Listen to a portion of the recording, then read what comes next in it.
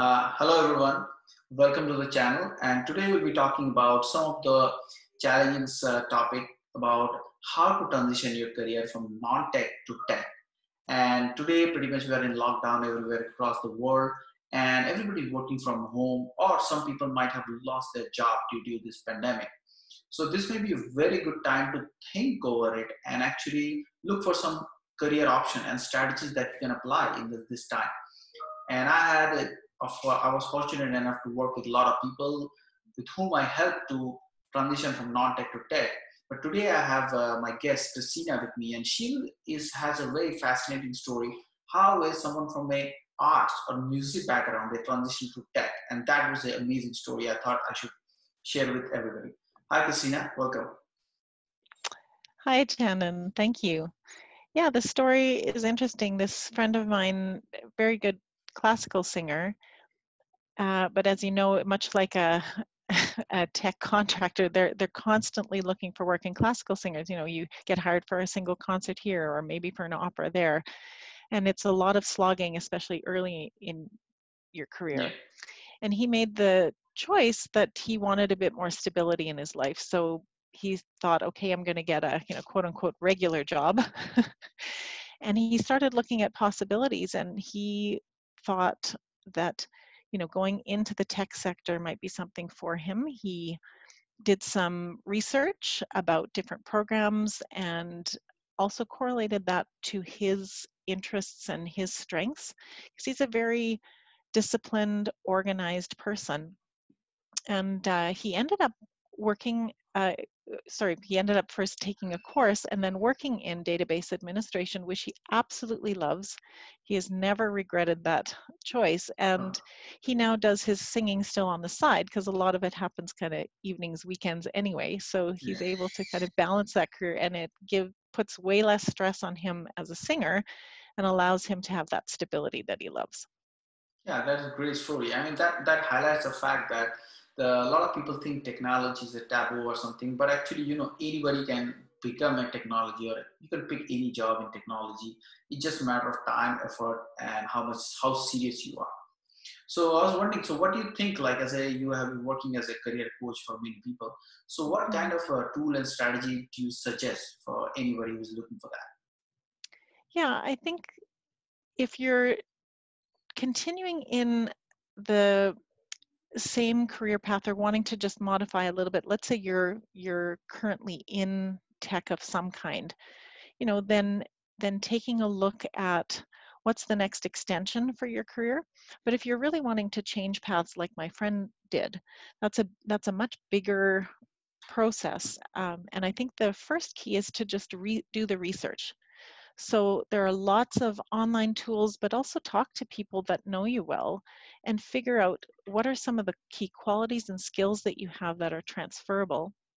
And then consider what kind of careers might be best matched to that. And again, there are lots of online tools that can help you with that, so that they take an assessment of your strengths and your personality and say, this group of careers or these couple different roles would be probably best suited to you. Once you've done that, my recommendation is to always investigate a little further. And one of the things that I find most helpful for people is for them to do information interviews. And what I mean by that is you reach out to somebody who's actually doing the job that you're targeting, that you're thinking you might really like, and you ask to speak with them for 20 minutes, half an hour, buy them a coffee, a virtual coffee, I guess, these days. Yeah, yeah, But most people I have found in my career are extremely helpful if you approach in a respectful way. And so when you get that opportunity then to talk to that expert, ask them a little bit about what they really like about the work, what they also find challenging or don't like about the work, so that you get a better idea if this particular job is for you. You can also ask them then about, how did you get there? What kind of courses did you take to be qualified? What kind of certifications did you get? All that information then can help you make that decision then when you make your plan for that transition. Yeah, I think that's a wonderful tip. And I also tell a lot of people that if you think that you're targeting some certain kind of career, go to LinkedIn and try to find their profile and just go through their career trajectory. See what education they did, what certification they did. Sometimes the education part you may not be able to do it because if you're a later part of your career, maybe 30 plus or something, you really it's very hard to go back to school. A lot of people say, but it's not. It's easier said than done. So, It is. so I think maybe you can maybe just reach out to them, send a message to them. Hey, do you have a time? Like 10, 15 minutes, just talk about it. I'm looking for this career and I was wondering if you can help it. So this is one approach you can do that. Otherwise, we also from our side, beCloudReady, we also do pretty much every week. We conduct 2 webinars, free of cost webinars, where we exactly talk about this part, the strategy, how to journey, because this technology career is not like a one day you wake up it will happen. It is a journey. You have to start for 3 to 4 months. So we talk about journey to become a DevOps engineer or journey to become a data scientist. These at least these things we specialize, so we can talk about it. So we talk about how you can focus, how you can strategize your journey to become on that. And of course, then you can look for any free tool available, free program available, or if you want to do paid program, it's up to you. Then you can actually think of it, what to do rather than just going and boom, boom, buying a bunch of courses or maybe doing some free courses. But doing that courses will actually will lead you to nowhere. So I will say, as Christina said, first investigate, invest time to understand, and of course, join some of these kind of webinar, talk to people, and see what it takes. What is the strategy to go there rather than actually, you need to find the journey to become that rather than becoming that. Because in a technology, it is always learning. Still, see, as 15 years I'm working here, this tech, pretty much every year I have to retool myself. So that is a part of the journey. Yeah, I think what you're talking about there at the end, the learning agility, that's something that applies to any tech career.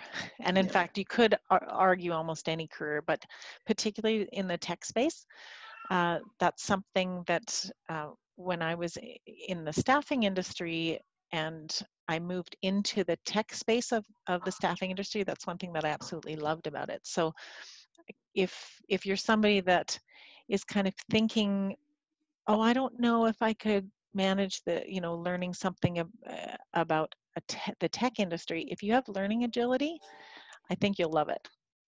Yeah, I think, and plus the thing that if you like constant challenge, because uh, people think, sometimes you give an example of database administrator.